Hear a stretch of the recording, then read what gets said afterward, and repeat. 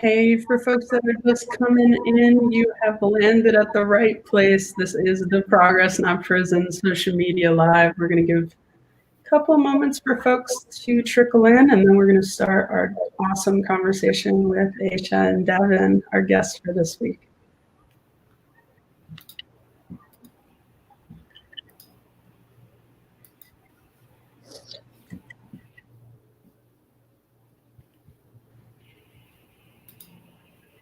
As I understand it, we are live on Facebook, YouTube, and Twitter, omni-channel, across the board. So really excited for this conversation. Going to be a good one. Going to try and do our previous host, Anthony DiMartino, proud, our government affairs director in California.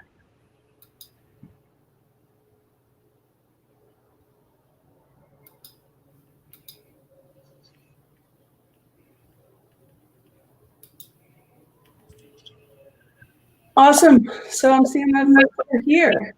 This is exciting.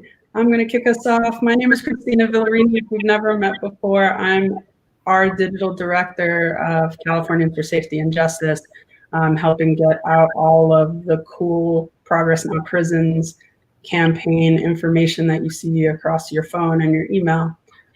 This week's conversation is about the LGBTQ intersection of the criminal justice system, and continues our series on Progress Not Prisons, which is Californians for Safety and Justice public education campaign, talking about how much money California is spending each year, upwards of $50 billion on the criminal justice system. And it is an extraordinary amount. And we think that the more that folks are aware of this number, the more they'll start to conceptualize what we could be doing instead. So I'm so excited to be bringing Devin Murphy and Asha Canfield to our audience today, to our channels today, where we are going to spend the next good amount of time getting into the nitty-gritty about the criminal justice system and the impact that it's having on LGBTQ plus communities. A little bit about my sort of story to this work. I am coming from almost 3 years as the first digital director at Lambda Legal. Very, very familiar. I'm also a queer woman of color. So I bring my sort of full perspective to this conversation. Previously was with GLSEN, which is a famous organization dealing with anti-bullying. So, have really brought a full perspective to ASJ, to CSJ, but really excited to have this conversation with other experts in the field. So, Asha and Devin, take it away. Devin, I'll let you go ahead. I was going to say, so thank you so much for allowing us to be here. I'm super excited. My name is Devin Murphy. My pronouns are he, him, or use he, him, his pronouns. You can also use badass, anything, diva, whatever you want to use that way. But super excited to be here. Again, I am the Northern California Vice Chair for the California Democratic Party's LGBT caucus. I also serve as president of the Lambda Democratic Club of Contra Costa County. So yes, I am involved in democratic politics, but I have a range of experience in criminal justice reform. I worked at the communications department for Cut 50, which was a national initiative, bipartisan, to decrease the prison population, and still is going to that mission by 50% by the year 2050. I also happen to be very involved in really just policy movements that have to focus on really ending the cycle of mass incarceration and poverty, both in the state and the nation. And I'm going to be talking a little bit about that today. But again, I'm super excited to be here and share a little bit about my story, hopefully in the questions. And yes, I will stop there. I can share more later. Thanks, Devin. Thank you all for inviting me and having me hold space with you all today to talk about this really important issue. My name is Asha Canfield. I am a director at Series Policy Research. We are a small but mighty community research firm based in Oakland, California. I have a bird chirping very loudly behind me, of course, so we've got some background music. Live TV, folks. That's how it goes. And so we are working at multiple fronts to decarcerate young people, specifically looking at LGBT young people from the juvenile justice system, looking at also cross-sectoral issues, so the school-to-prison pipeline, immigration, child welfare, and how these issues are funneling young people into the justice system, and where can we set up community-based interventions to redirect young people back into communities that love them, affirm them, and are ready to support them. In other capacities, I have served as a trainer and providing technical technical assistance for the Prison Rape Elimination Act, also known as PREA. And I work really closely with probation departments all over the country to implement what we call SOGI data collection systems. And SOGI stands for Sexual Orientation, Gender Identity, and Expression. So a lot of my framework will come from the importance of data, what data can do for us, and how we can use it to really keep young people safe.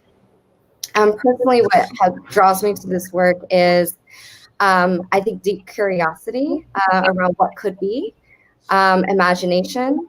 I'm also a Black woman. I am queer. I am a mother to a little one.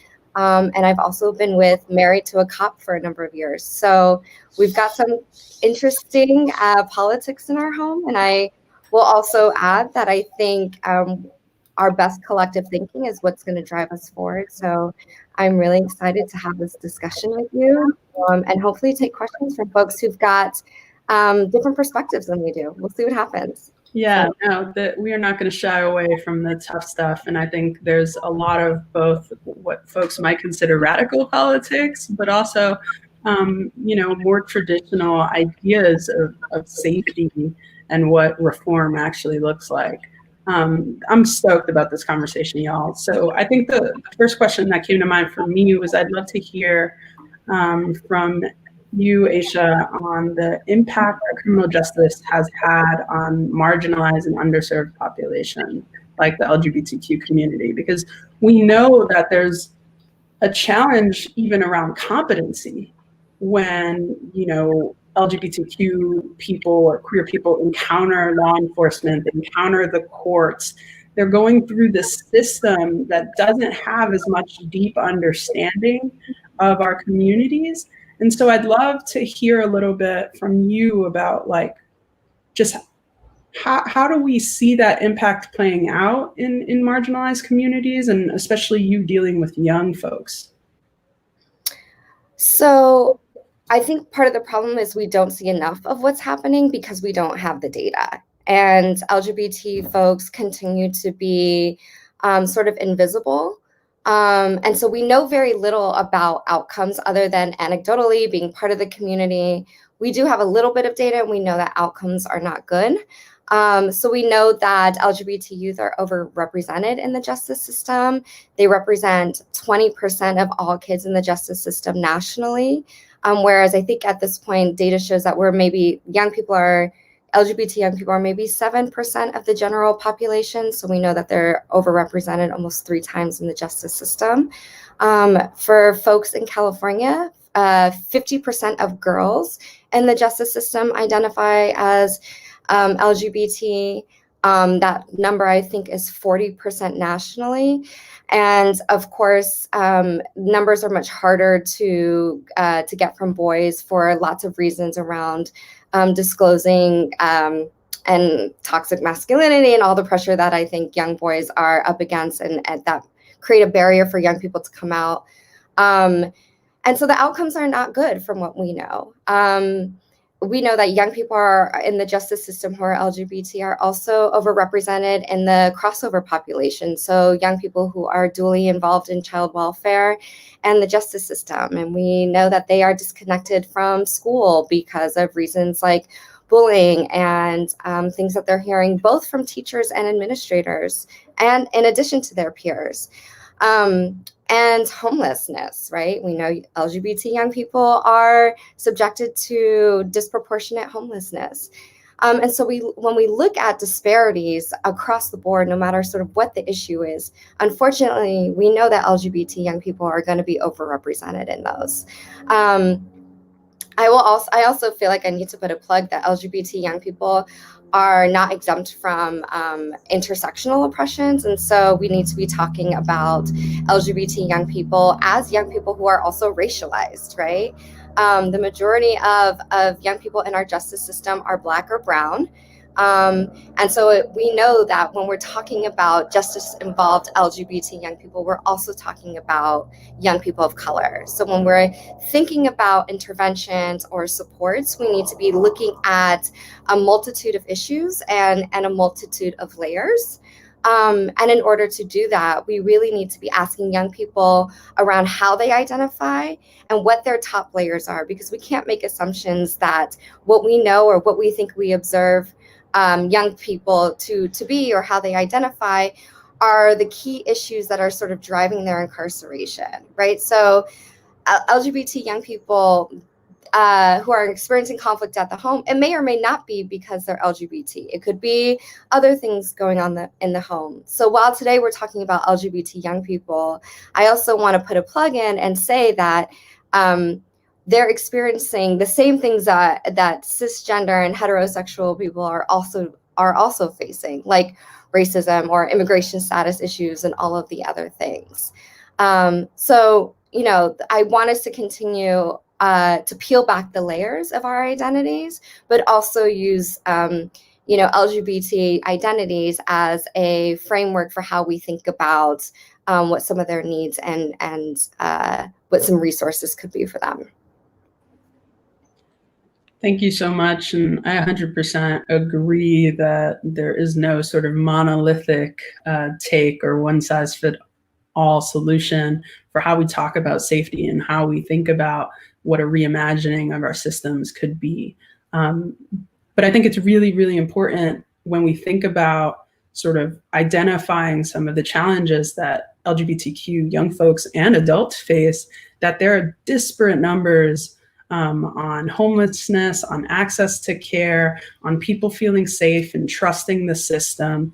And so there, you know, how do we start to wrap our head around, and Devin, I'm going to go to you with this one. How do we start to wrap our head around some of the additional barriers that LGBTQ folks are experiencing? The challenge with not feeling safe to get the data, right? There's these additional sort of conundrums that we constantly are facing when we're trying to think about how do we design solutions for a community that doesn't necessarily trust the criminal justice system and other systems that they need.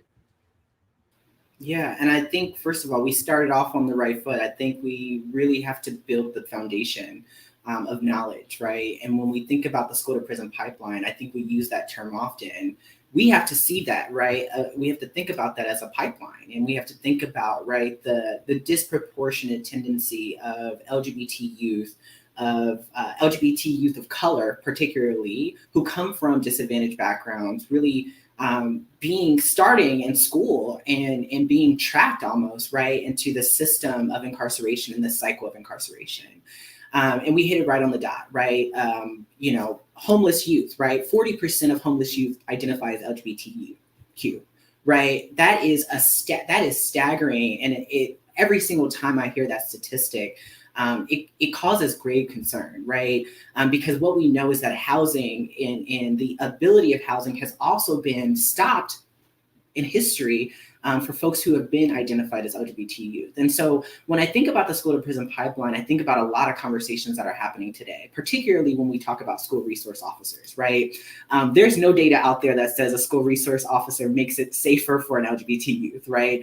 And particularly, it can actually start that school to prison pipeline far earlier because, as folks have mentioned before, as one of you have mentioned before, right, this idea of bullying, LGBT youth bullying, there's a lot of experiences where that pipeline starts when someone wants to stand up for themselves who may or may not identify as LGBTQ, right? Maybe they can't identify yet, but they still start that pipeline, and we continue this pattern of blaming someone who is trying to find themselves. And then we connect policing and schools, and it only makes the matter worse.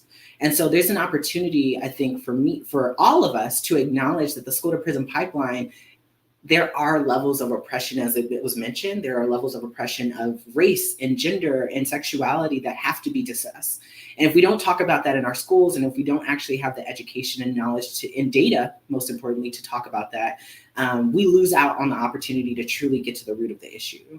I think for me, in my work, a lot of the policy side, which is a lot of the policy side and focusing really on the communications as well, it has focused on challenging what is our current systems and the status quo to think beyond just kind of the boundaries of how we see, men, women, kids, right? Like I know when we were younger, there was just like the hands-off policy. These policies that are very arbitrary. There's no real solution, right? They're just the kind of rules that are made that lack actually, that demonstrate a lack of ability for adults to really root to the issue. So how can kids solve their own issues?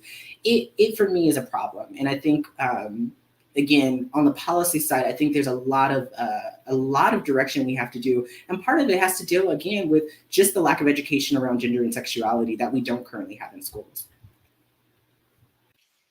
And if I can add something to a point that you brought up that I think is really important, particularly in the work with the juvenile justice system, which is a system that reinforces these gender binaries for the sake of like public safety, right? And so it's like boys are predatory and girls are in need of saving, or girls are hypersexualized while boys are hyperaggressive. And so I just want to point out that binary is harmful for everybody, not just for LGBT young people, right? And so our work at Series really comes from a framework around SOGI.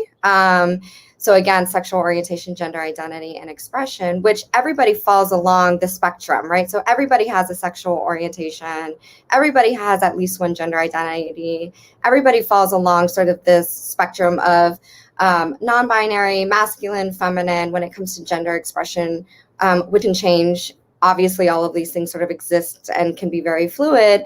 But when we reinforce these ideas around this is what a boy is and what a boy does, and this is what a girl is and what a girl does, we see young people who are cisgender and heterosexual get really boxed into these narrow set of behaviors that are potentially problematic and really restricting. I think about things like girls are relational. Well, I don't see any reason why boys are not relational.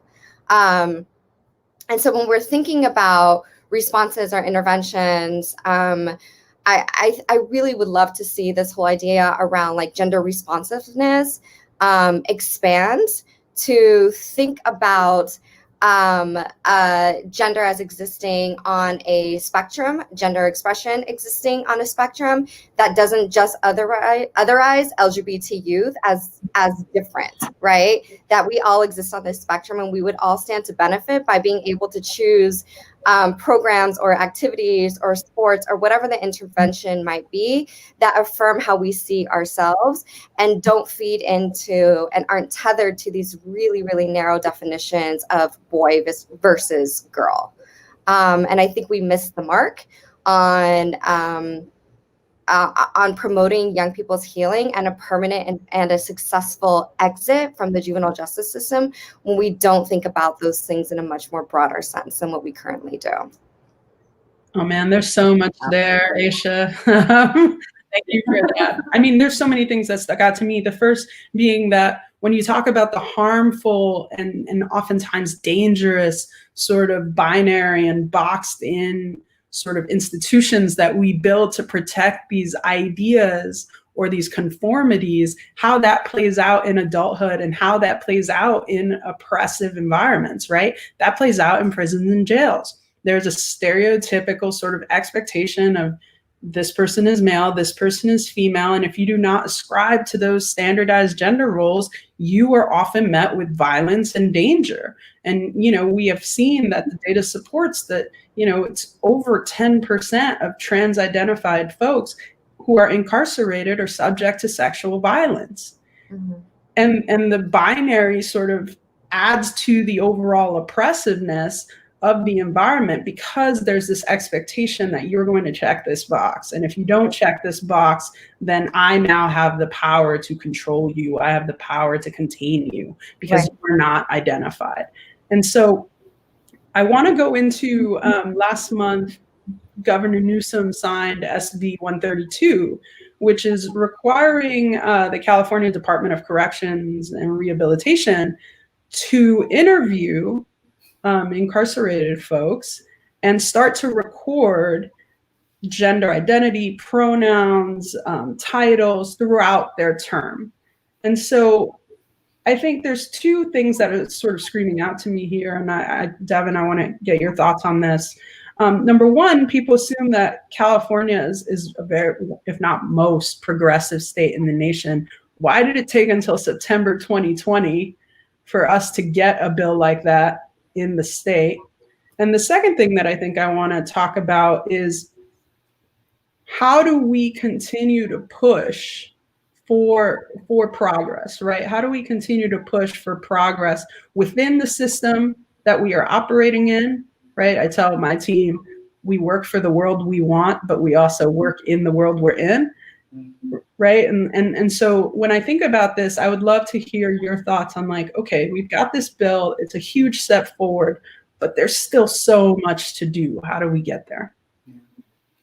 I don't have all the answers, first and foremost. And, I think part of our challenge is, and when I say our, I mean those of us who are justice impacted, whether you have been incarcerated, whether, like myself, most of your immediate families are justice impacted and have been incarcerated, or whether you know someone who has been.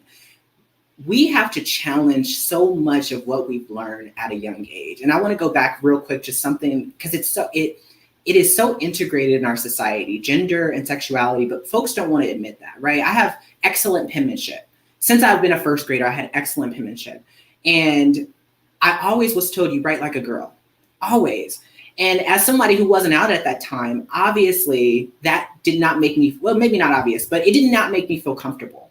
Because if I write like a girl, now I have this notion being told to me by parents and teachers and all this, that I should, in my head, write otherwise, write like a guy, whatever that means. And so first of all, we really have to think about what education around gender and sexuality look like. And I want to center that because it goes back to the education of the state of California. And it goes back to this notion that we are this progressive state, right? Progressivism is definitely a key term that we have to define. It means that we're moving forward, but it doesn't mean that we're there where we need to be. And I think that goes to what you said, KB, about the world we're living in and the realities. The reality is, even as Democrats, we have been a part, and I say Democrats because that is, what I represent, and I'm registered as a Democrat, even though you don't have to be, but Democrats have been a part of the push of mass incarceration, right? They have also been part of the solutions, but also have missed the mark on truly getting to the root of again, mass incarceration and poverty and the cycle of criminality, particularly for people of color. And so as we think about solutions moving forward, we have to be really concerned about how we give resources to institutions that are rooted in mass incarceration. So pulling data, that's awesome. That's a great opportunity for us to know who's the who, but it misses the mark in terms of the solution of decreasing how many LGBT people are in prisons. And what we know is that nearly 10% of all people who are incarcerated identify as LGBTQ.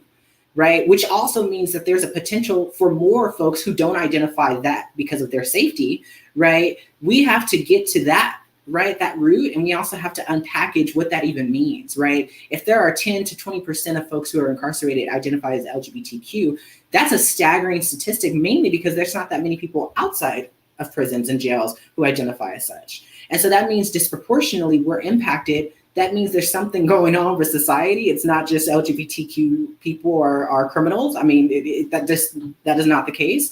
We have to get to the root of it. I think solutions, and I also want to say, I think solutions, this goes back to the idea of intersectionality and knowing how oppression could be layered, right? It's patriarchy and sexism and at this point, even xenophobia.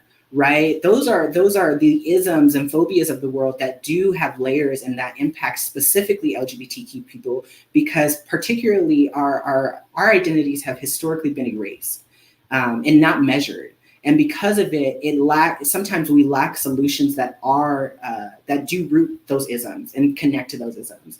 I really want to quickly talk about something, and I'm sorry, KV, because I know you were specifically referring to Gavin Newsom's action, but I do want to talk about another piece of legislation that was also recently passed called Senate Bill 145. And you may have seen this, and folks on the line watching this may have seen this, because there was a lot of news around California legalizing pedophilia. Ridiculous, absolutely ridiculous. But I need to talk about this because it's a very important piece of our history. And I say our history as LGBT people. First of all, what we know is that a lot of our issues have been dealt with across this nation. Criminal justice issues have been dealt with more policing, more barbaric laws. And they certainly, specifically for LGBT people, we have been criminalized based on our identities instead of seen as a public health. And so imagine for a moment with me that you have a situation where you have an 18-year-old and a 16-year-old who are dating each other. And if they're having, and I'm sorry to be a little detailed, but they're having vaginal intercourse, right? And it's statutory rape, but the judge does not have to put the 18-year-old on the sex offender list. The judge can look at the facts of the case and say it's appropriate or it's not appropriate. If it's 2 boys or 2 girls, right? So that's one situation, it's a boy and girl. But if it's 2 boys and 2 girls, and it's an 18-year-old and a 16-year-old, and they're having oral sex or vagina sex, the 18-year-old of the sex must be on a sex offender registry. That is a clear example of how LGBT people in our laws codified. It's an inequitable law that LGBT people have to face that people who identify as straight don't. We have so many things, so many pieces of our law, both in California and across this nation, similar to things like that. And whether or not you agree with, because I don't think we should have a sex offender registry, but whether or not you agree with that, what you should agree with, what you should see there is the inequality that specifically LGBT people have to deal with when it comes to criminal justice, or what we consider criminal justice, as opposed to straight people. And every single time we miss the mark on really addressing the layers, again, of oppression that exists for LGBT people of color, and certainly for different communities amongst the LGBT community. And I just want to mention that because that's a prime example. I think that's a great example, Devin, specifically in the ways that laws have been used to villainize LGBTQ folks and to use Asha's term, otherize LGBTQ folks. And you actually see it within the LGBTQ community as well, where LGB folks, especially over the last, let's say, 15 or 20 years, have sort of distanced themselves from the struggles and the issues of our trans family, and where we've been asked to sort of sell trans folks up the river to get what we want, to get our needs met, to get our access to resources, because there's so few in the first place that we'd be willing to sell each other out to get just a slice of something. And so when I'm thinking about you lifting up the inequity and the just lack of, unfortunately, public education about the issues that are actually their neighbors, their doctors, their teachers, we are not in a place where LGBTQ people do not exist anymore, which was the greatest sort of lie ever told, is that we weren't there. When I think about my previous work experience, I think about how most LGBTQ nonprofits' first big fight to even exist was to prove that gay people were there, that they had to serve, right? That there were gay teachers, that there were gay kids, that there were gay lawyers. And in some ways, the law continues to kind of chase that narrative that you don't exist. And if you do exist, you're such a small swath of the population that we don't actually have to serve you. And I think one of the reasons why I think Progress Not Prisons is so powerful is because it's not just about educating Californians, as we're attempting to do on in this conversation, but folks around the country as well. But it's also saying we've spent a lot of money on things that haven't worked, that are still hurting a lot of people. And there are things that we may not agree on the solutions and how they should be deployed, but we do know that there are things that do make people safer and do make people happier and do make people's like time on this earth a little more worthwhile. And there are mental health resources, and there are housing resources, and there are different kinds of resources that we could be funding instead of $50 billion on the criminal justice system. We can be funding, more thoughtful advisors and counselors and folks with LGBTQ competency at different sort of levels as kids are figuring themselves out, as they're learning themselves, as they're responding to either, defending themselves or even figuring out how to express themselves as youth. Like, there's so many other ways that we could move forward as a state and as a nation without continuing this course of action, which we know is harmful, which we know is hurting, which we know is not putting people back on the outside in a more productive way. And if I can just respond, I think this is why the importance of data collection should be highlighted. And I just want to also say that I have heard from LGBT folks that the hyper-surveillance of data collection gives them pause. And I totally understand that. And this has sort of been my life's work around working with systems to deepen their understanding and competency is okay. We really want to move them towards a place of affirmation. But maybe 10 years ago or so, when we were working with probation departments, and initially it was really in its infancy to start thinking about collecting SOGI data from young people who come inside the facility. And we've had chiefs of probation say, oh yeah, we've probably only had like three of them, right? And I don't know who the them were. I don't know if it was trans folks or lesbian kids or whatever it may be. But to think, and this was at a time, we've done so much to decarcerate in our state, and we've done a really great job. Our facilities are working at like half capacity as they were a number of years ago. And so I don't want to take away from all the work that advocates have done and will continue to do. But if we don't collect the data, if we don't know who's in there and potentially why, we'll continue to see LGBT kids languish in our facilities when other kids are getting to go home, right? It's LGBT kids that have not been able to benefit from all of the reform efforts at the same rate or to the same degree that other kids have. And it's because we're not asking them, how do you identify? What do you need? And then taking that data and working with our community organizations that are already serving these young people to think about how do we also bolster their ability to really intentionally work with system-involved LGBT kids of color, right? Because that's who's left languishing in our facilities.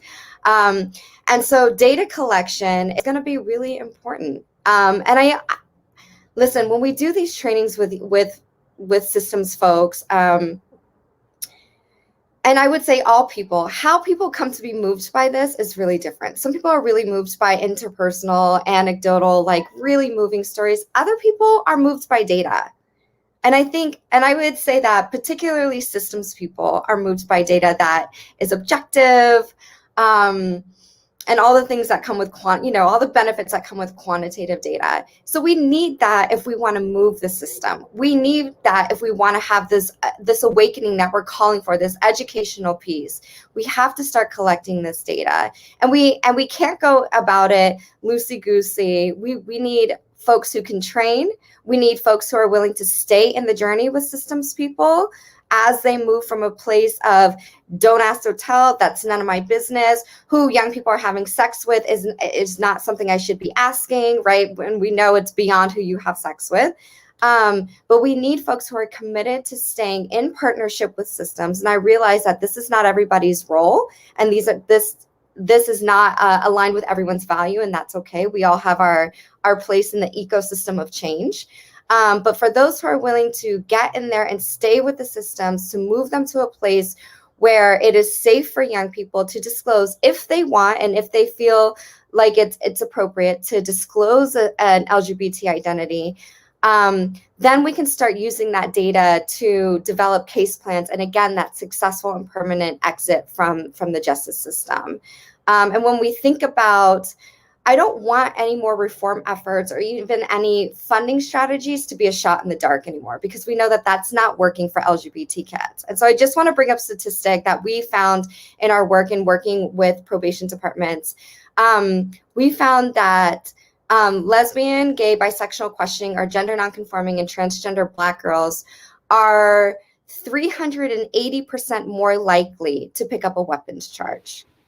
Wow. So when we start thinking about what are some community responses to system involvement, why aren't we thinking about using data like this? Why aren't we collecting data and using data like this to think about a weapons diversion program? So it's not an LGBT program, it's not a Black girls program, but it is a program that we know specifically targets an issue that LGBTQ, GNCC Black girls are facing. What is happening for their sense of safety that they are 380% more likely than their peers to pick up a weapons charge? Why aren't we using data to fund opportunities like that? And it's because we don't have the data. We are not systematically collecting the data. Right. So to me, without data, again, we are taking a shot at the dark. And I think right now we have a socio-political opportunity to really make informed decisions about where we reallocate resources. And I want to do it in the name of the data, which is in the name of the experiences of those who are most marginalized. Oof. You gave me chills with that. Thank you so much. Sorry, I'm over here thanking you, but I'm like, thank you so much for that, because that is exactly the type of, when I was talking about policy earlier, to be clear, those are the types of works and the type of policy we need to enact, backed by the data, to specifically target what we know is true. The experiences, both qualitative data and quantitative data that tells us that's true. Yeah, that's really important, and I think lifts up the dangers on the front end, right? Basic access to needs by marginalized and underserved communities, the positions that people are put in to survive if they are in crisis and don't have access to resources. And then on the other side of this is the use and perhaps overuse of felony convictions and the way that that impacts already marginalized populations as they have to move through, in this case, LGBTQ youth, having a felony charge, moving through adulthood. Yeah. And the lack of resources for them. Yeah. And let us not forget about, again, intersections of other issues. I love that. I love your shirt, KB, because I love the idea of progress, not prisons. I'm going to say progress, not prisons, and not jails either. Just so we're clear, just in case folks forgot that so many folks are actually in jails on the local level, and our sheriffs are holding folks in jails for very minor crimes. Our folks, LGBT folks, trans women who are trying to protect themselves and are now held in a weekend that can actually turn fatal at this point, what we know could turn fatal. We also have to think about environmental concerns of jails and prisons. We have to think about, on a day like this, where in Panola it's 80 degrees and 20 miles north in Vacaville, it's probably going to be 100 degrees in the next 30 minutes, how folks, LGBT folks included, who are incarcerated are impacted by incredible heat conditions, right? Or, in the South, where folks are right next to refineries and breathing dirty air, and they have to be, in one small space, and are impacted by, again, having asthma and the impacts of having dirty air around them, or dirt or not clean water, right? These are environmental concerns of prisons and in jails. And when we think about the solutions, I'm a big advocate, environmental advocate, and I do believe in the Green New Deal. A Green New Deal is not a real Green New Deal. It's not a progressive Green New Deal if it does not center incarcerated folks, when we think about what a Green New Deal is, we need to know what, first of all, let's start there, right? The Green New Deal is a proposal to not just curb green gas emissions and phase out fossil fuels, but it's an aiming, right? And it's a solution and goal to guarantee new high-paying jobs in the clean energy industries, right? So it does two things, right? It focuses on building a new economy, but it also centers us on protecting public health. And there is no Green New Deal in my head without centering incarcerated people and justice impacted people, right? Thinking about training programs and educational programs that get to the root of, again, the cycle of poverty and incarceration that right now the environmental movement has not come to address, right? They have not. Conservation has not done that, right? We have to fight toxic prisons. I'm going to say that again. We have to fight toxic prisons. Because in order to really attribute whatever a Green New Deal looks like, if we want this clean energy industry, we're going to have to bring in new people. And there is a lot of creativity of LGBT people who are incarcerated, but also of everyone who's incarcerated. We have to get to that creativity, and they also deserve to have reconciliation for so many horrible, racist, and unjust policies that our country has had over the last hundreds of years. So again, I think that, you know, LGBT people are at the center of these things, right? And if we continue to ignore by not having the data, and I love that you focused on that and that your work is focused on that, because that is crucial. But if we don't get to, again, having these solutions be integrated with those who are, you know, justice impacted, we actually don't have the real solutions yet again. Yeah, I think that's really important. Sorry, Asha, I just wanted to lift up the fact that when we talk about any policy that gives a new economy or new solutions that includes incarcerated folks, it does bring us back to this idea of like the overuse of felonies, right? Because who gets access to these jobs and who gets access to these benefits if they can't, you know, people are not the sum of the worst thing that ever happened to them. And we pick and choose, unfortunately, who has to wear the sort of scarlet letter based on what they look like and what they sound like and who they are and where they come from. And they don't get the same opportunities as everyone else who has access to resource and very basic needs. And I think when we talk about this conversation of progress, not prisons, it's also the progress of like not just getting past prisons and jails, but getting to the next level where it's like, what do people being free what does that really mean? And what does it mean to be safe? Because safety has a definition, but it's completely different for the three of us on this call and for, you know, the many, many people who are watching this. One of my colleagues has an exercise where she asked people to close their eyes and think about when's the last time they felt truly safe. And you think about how deep and powerful that is, because for some people, it is being surrounded by people who know they truly see them. And for many people, there is an absence of all of these ideas that were built and all of these systems that were built in the name of safety. Devin, you talked really quickly about looking at other sort of focus areas of public health and environmental stuff. And I just want to bring us to this moment in time of COVID, where we know that many young people got sent home from their facilities to reduce the risk of spreading. We know that COVID has run rampant in both adult and youth facilities. And again, for another plug for data collection, I will be really curious to see who could not be easily placed, who did not have a home to go back to, who could not be placed back in their group home or their foster home because of their LGBT status. And so who stands again to benefit the least from reform efforts to promote public health or in the name of public health? Because it's not a matter of if there's another public health crisis, it's when. I want us to be prepared to make sure that LGBT people, again, don't stand to benefit the least from whatever efforts we put in place to keep everyone, quote unquote, safe and healthy. And so, you know, again, when we think about disparities and disproportionality and we think about environmentalism and public health, it's LGBT folks, again, of color, who are standing to benefit the least. And the other thing is, if we can send young people home because a pandemic is running through the facilities, I don't know why these young people are there in the first place. So that's a whole other thing.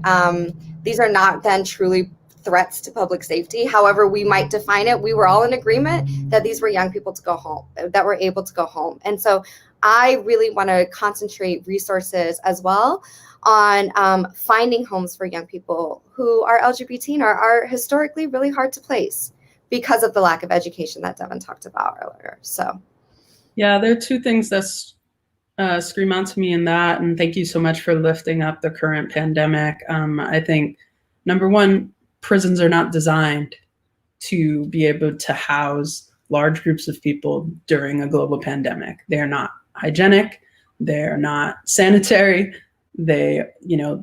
unfortunately, the staff are not equipped for, how to do social distancing. And I think the number was over 143,000 folks in prisons and jails, staff included, have contracted COVID.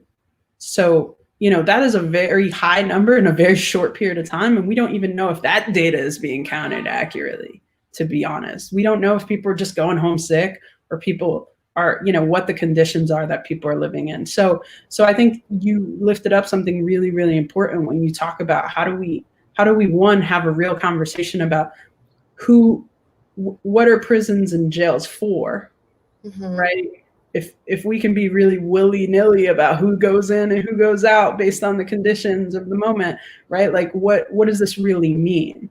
Like, I think that's a really important piece of this that isn't sort of being lifted up, which is that, number one, they're doing exactly what they were designed to do, which was house too many people in unsavory conditions. And number two, why aren't we reconsidering when we're talking about public health and safety, why aren't we reconsidering what is actually setting people up and positioning them to be successful when they think about reintegration and reentry? And I also just want to add one more thing. We talked about, staff members and in these facilities and in the systems. And these are Black folks and brown folks, many of them. Many of our systems people come from our communities. They are Black, they are brown, they have children, they are LGBT, and they are subjected to all of the same ideas and language that is incredibly harmful. And, this is super personal for me, given that my partner is in law enforcement and is subjected to all of the same language that's racialized, that's homophobic by her peers, right? And so in my work, I feel also I'm really trying to push myself to be much more intentional about how, when I'm talking about community versus systems, to see them as more integrated. Because when she gets up and goes to work every day, she leaves her wife and her child to go work inside of a facility where she is subjected to, she's free and she gets to go home. But when she's there, the conditions aren't working for anybody, whether it's around COVID or homophobia or transphobia or whatever it might be, right? She is a member of our community. So when we think about how are we going to move society forward together, we need to be thinking in a much more complex way around how we define community and who is part of the community and who is not. So I'm going to put that out there as maybe my last parting words. Well, I definitely agree that like the best way to ensure that not just our state, but our country makes the right choice of progress over prisons is by taking the local sort of, right, like these sort of our homes, our neighbors, our families, our communities, and also the fact that, like, as a member of any community, you can't just sort of shed your winter skin when you walk into a new place. This is something that you have to carry with you. We've got a question from Tesha. What keeps you hopeful as you continue your work? So much. Honestly, we have to be hopeful. We have to have as much as we can. I mean, I'm right now, two things keep me hopeful: LGBT youth of color, I love seeing LGBTQ youth thrive. And I feel like I see it so often that it's almost normalized now in terms of just area. I mean, of course, not everybody has the ability or privilege to do it, but to see so many LGBTQ youth and youth of color, particularly at the forefront of these movements, fighting right now in the next 15 days for both visibility, but also fighting certain issues that Californians right now have the chance to vote on. Right? Proposition 18, which allows for a yes vote on Proposition 18, would allow for young people who are 17 years old and turn 18 by the general election to be able to vote in the primary. Like, that's young people pushing that. That's not really, that's LGBT youth pushing for that, right? Proposition 17, which would allow over 50,000 people who have completed their prison terms. Again, these are people they have already done whatever society feels like they should have done in prison, who don't have the right to vote, being able to, if we vote yes on Proposition 17, being able to vote. That is inspiring to me. That is a lane that I feel like, even as the progressive state of California, we have not found the right way with that. And so seeing young people, LGBT youth, say, no, the direction that we're going is a different direction than where we've been, is really inspiring to me. And it reminds me of the fear I had at that age, and the fact that I wasn't who I am today. And I'm speaking on these issues right now, but so many LGBT youth and youth of color actually inspire me and I speak so highly of them, because it's almost because of them I can. And I'm 27 years old, and I have, years, decades, hopefully, of fighting for human rights and equality in front of me. And to see them do it at such a young age really does inspire me. So I just want to give homage and pay homage to them doing the work on the front lines, because I think it's super important. I think the fact that 3 queer people of color are front and center in this discussion gives me hope. We've been blocked from being centered in these sorts of discussions and being represented by folks who aren't necessarily don't necessarily have the same lived experience, promoting their ideas as the direction we should go in. And so we all have, I'm going to assume, various experiences with system involvement as Black and brown folks, as queer folks. And here we are being centered in the discussion as experts in our lived experience, not just in our lived experience, but with technical skills that are useful to the progress, right? And so we are more than just also being queer and brown. We are people who have a lot to offer, have skills, have insights, have ideas. And so I'm really grateful that this panel was chosen in a really intentional way. And it's been an honor to be here with you all today. The other thing that brings me hope is when I get probation folks secretly calling me and saying, like, I have a trans kid. We don't know what to do. Can you come in and can you help us? We want to get it right this time. So for a system that change is incredibly slow and incremental, I'm still employed, and I think that's a good sign. I'd like to not be employed, or at least doing this work at some point, but I really appreciate getting those calls like, please come tell us what to do. We want to get it right. So.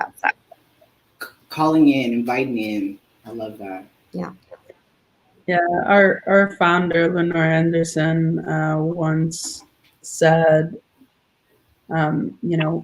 she hopes that we have, 3rd and 4th careers, 3rd and 4th lives after this one, right? Because, right, the cookbooks or the talk show or whatever job I have, once we are done, making the system safer and fairer and actually work for all people, and inclusive of resources that people have demanded, right? To your point, Devin, like it is communities who are speaking up and speaking out and saying, you know what, like I haven't had the street lamp working for 10 years. Who do I have to talk to, right? Like people are getting, just at the local level and at the national level, are getting more involved and are starting to ask for more. And that is what makes me hopeful. It makes me hopeful when we say progress, not prisons, that is not necessarily the most radical thing I can say, that's a thing that people get, that people inherently get, that felonies ruin people's lives, that people not being able to adopt children and people not being able to coach their kids' little league team is a barrier for them having a full and equal life. And so when I think about, what we are trying to change and what we're trying to put forward, obviously I'm so honored and felt so grateful to have this conversation with you two. And now you can't get rid of me. So it's nice to meet you.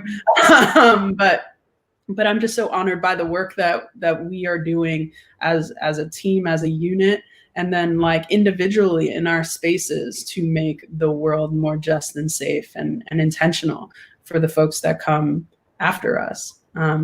So I just wanted to say thanks to everybody who tuned in. This was an awesome conversation, and we will be having more of them. Thanks for giving up your Friday with us. As a reminder, if you have not taken the Progress Not Prisons pledge, there's still time, right? That's a pledge to vote for measures that support our community investments over an increase in prison spending. And you can do that by going to progressnotprisons.com. If you prefer our materials in Spanish, this is also pretty dope. You can go to progresosprisionesno.com.